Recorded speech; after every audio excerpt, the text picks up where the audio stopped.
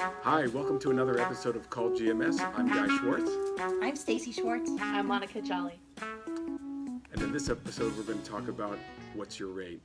All right, ladies, I shooed you away last week. I'm sorry for shooing you away, but they have a lot of work to do, so I'm going to do the video. Go ahead, I'll take it from here. Great. Thank you.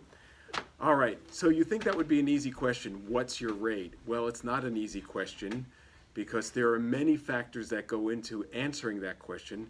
The first one being, how much do you want to borrow? So is it a conventional loan? Is it a high balance loan? Is it a jumbo loan? And each one of those categories have a different rate.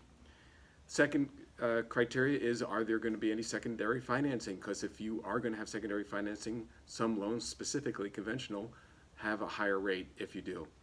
Next is, what's the property worth? So we're determining the loan to value. Obviously, the lower the loan to value, the less expensive it is. So that's another factor that we have to ask you.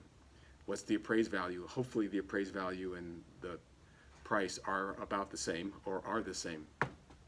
Are you having impounds or you're not having impounds? That will affect the price. Sometimes it's a quarter, sometimes it's less than a quarter. It changes depending on who the investor is.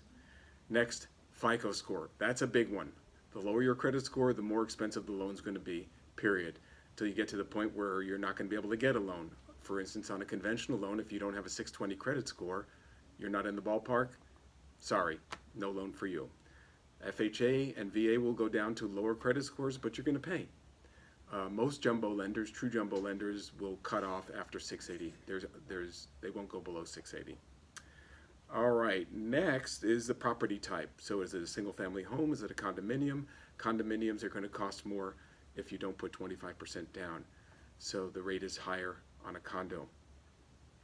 Number of units. If it's a 3 and 4 unit property, even if it's two, 3 and 4 units, you're going to pay more in your rate for 2, 3, and 4 units.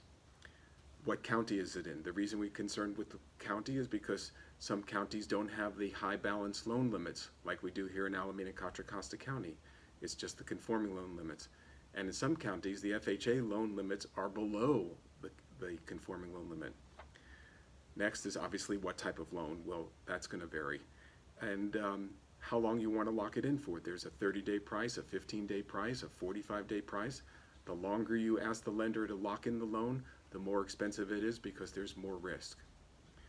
What else? The number of finance properties that you own. That's another criteria that goes into the equation because not every lender will finance unlimited amount of properties. Fannie Mae will do 10.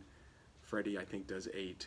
So it also will vary because we have to direct it to the right investor. What else? That's it. Number of stories. That could be a criteria sometimes with respect to condominiums, you know, whether it's a really tall high-rise or it's a 4-story condominium. That will impact your price as well. So you see, it's not an easy answer as to what's your rate.